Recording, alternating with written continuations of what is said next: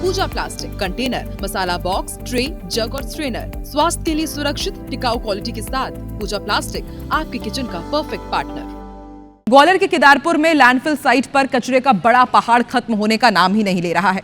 इस कचरे के पहाड़ को खत्म करने के लिए कई कंपनियां बदल चुकी हैं, लेकिन कचरे का ये पहाड़ खत्म ही नहीं होता। नगर निगम ने साल 2023 में दिल्ली की कंपनी को 6 लाख मीट्रिक टन कचरे का निष्पादन का जिम्मा सौंपा, लेकिन वो भी अधिकारियों और कंपनी की आपसी रस्साकसी में फंस गई। देखिए रिपोर्ट।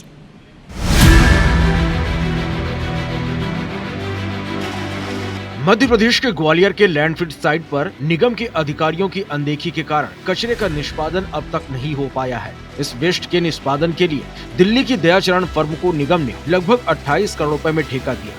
ठेके से पूर्व जो डीपीआर बनाई गई उसमें कचरे की मात्रा 6.2 मीट्रिक टन दिखाई गई, लेकिन बाद में फिर से कचरे का आकलन कराया गया तो कचरे की मात्रा 9.5 मीट्रिक टन निकली। अब ऐसे में ठेकेदार ने हाथ खड़े कर दिए हैं क्योंकि उनका एग्रीमेंट 6.2 मीट्रिक टन का था।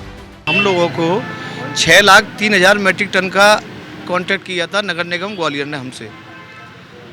फ्रेश वेस्ट रेगुलर वहाँ डला है, इसलिए वहाँ पर क्वांटिटी काफ़ी बढ़ गई है, 10-12 लाख टन के आसपास हो गई है। 5.5 लाख टन के आसपास हम अभी कर चुके हैं।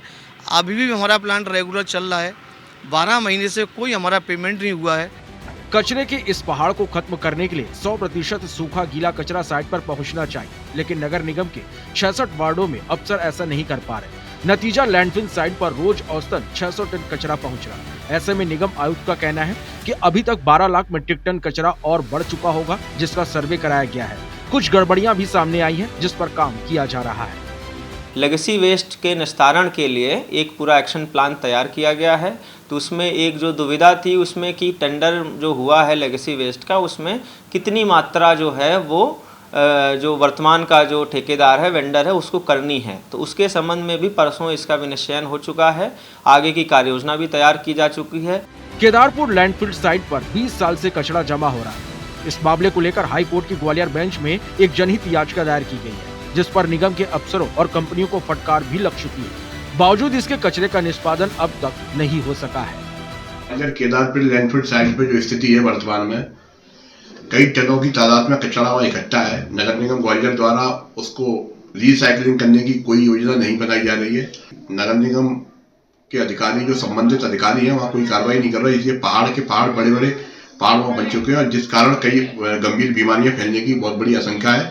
माननीय उच्च न्यायालय द्वारा भी समय समय पर दिशा निर्देश दिए गए, उसका भी पालन नगर निगम के अधिकारियों द्वारा नहीं किया जा रहा।